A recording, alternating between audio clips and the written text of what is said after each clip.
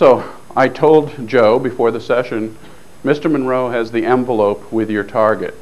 So when we get started, I want you to describe the target that Mr. Monroe has for you. Is that okay, Joe? And he said, yeah, that's fine. So he went into the other room, which was wired up for sound and everything, laid down on the bed. Mr. Monroe adjusted the hemisync sounds. Joe got into a very deep meditative state and started talking with a very groggy sort of a voice, and we began the session. Using the information in the envelope, focus on 40.89 degrees north, 9.55 degrees west. Let's see what it looks like. No, it's what it looks. I'm kind of got an oblique view of a pyramid, a pyramidal form. It's very high. It's kind of sitting in a large depressed area. Alright. It's yellowish, ochre colored. Alright. Move in time to the time indicated in the envelope I provided you and describe what's happening. Impression of severe clouds, more like dust storm, geologic problem. Seems to be like somebody had ironed this out. It's a little weird.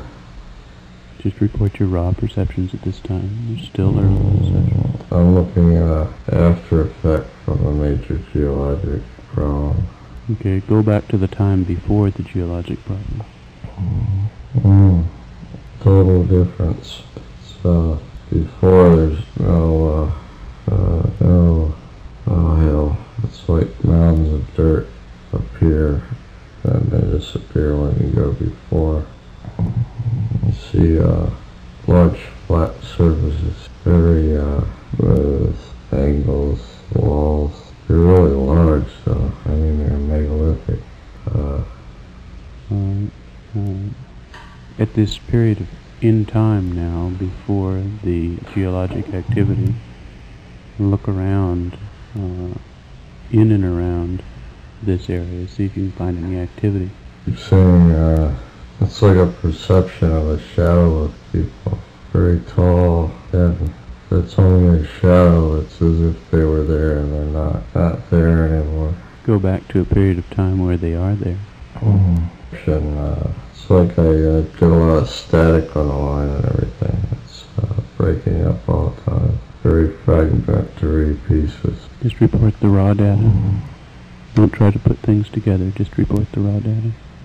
I'm seeing very large people. They appear thin and tall, but they're very large, wearing some kind of strange clothes. They're wearing some kind of strange clothes.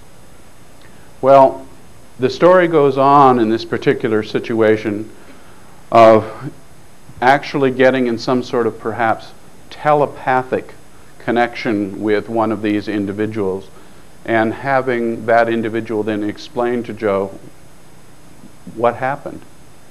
Why is it that the planet is devastated? What was this all about?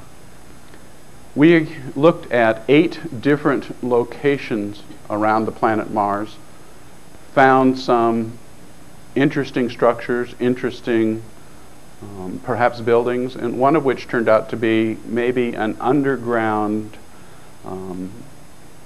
what we might call today as a bomb shelter. It seems that these beings knew that there was going to be some sort of catastrophic event and attempted to create or design some sort of suspended animation, or what do they call it now? Cryogenic freezing kind of concept. Not that it was cryogenics, but some sort of suspended animation protective place so that their species might survive this cataclysm.